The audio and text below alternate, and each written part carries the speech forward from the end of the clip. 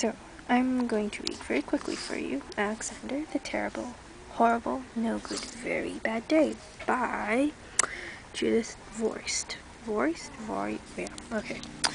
You got it. You know how to spell it. Alright, Alexander and a Terrible, Horrible, No Good, Very Bad Day.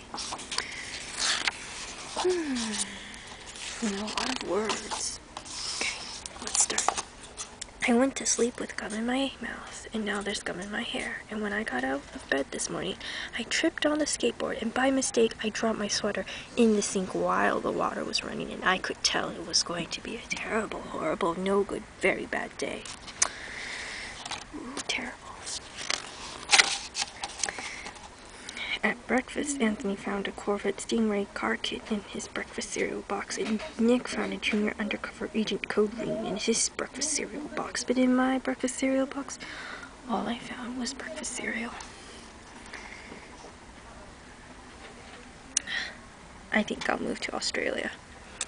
My sentiments exactly. In the carpool, Mrs. Gibson let Becky have a seat by the window. Audrey and Elliot got seats by the window, too. I said I was being scrunched. I said I was being smushed. I said if I don't get a seat by the window, I am going to be carsick. No one even answered. I could tell it was going to be a terrible, horrible, no good, very bad day. At school, Mrs. Dickens liked Paul's picture of the sailboat better than my picture of the invisible castle. Oh dear.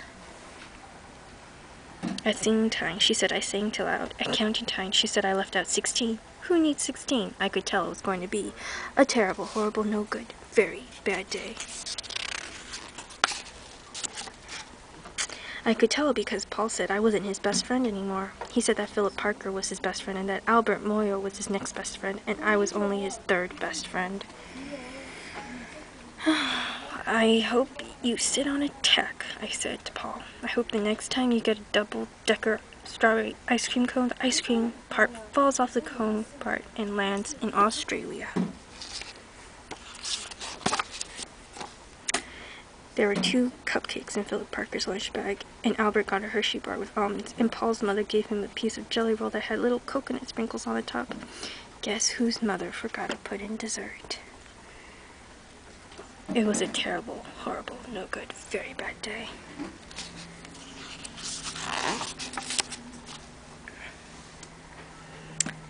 That's what it was, because after school my mom took us all to the dentist and Dr. Fields found a cavity just in me. Come back next week and I'll fix it, said Dr. Fields. Next week, I said, I'm going to Australia. On the way downstairs, the elevator door closed on my foot, and while we were waiting for my mom to go get the car, Anthony made me fall where it was muddy, and then when I started crying because of the mud, Nick said I was a crybaby. And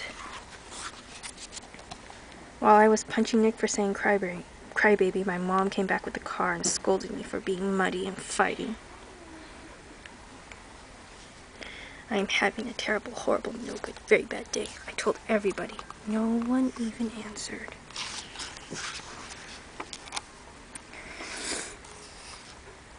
So then we went to the shoe store to buy some sneakers. Anthony chose white ones with blue stripes. Nick chose red ones with white stripes. I chose blue ones with red stripes. But then the shoe man said we're all sold out. They made me buy plain old white ones, but they can't make me wear them.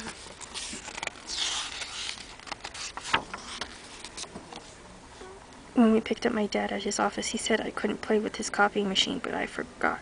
He also said to watch out for the books on his desk, and I was careful as could be, except for my elbow. He also said don't fool around with his phone, but I think I called Australia. My dad said please don't pick him up anymore. It was a terrible, horrible, no good, very bad day.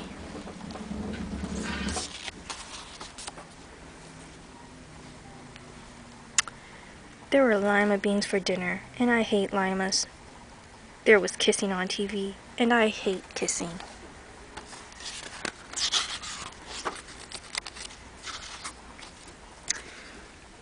My bath was too hot. I got soap in my eyes. My marble went down the drain, and I had to wear my railroad train pajamas. I hate my railroad train pajamas. When I went to bed, Nick took back the pillow he said I could keep, and the Mickey Mouse night light burned out and I bit my tongue.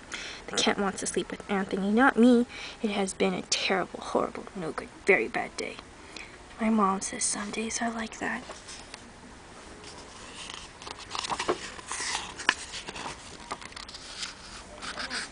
Even in Australia.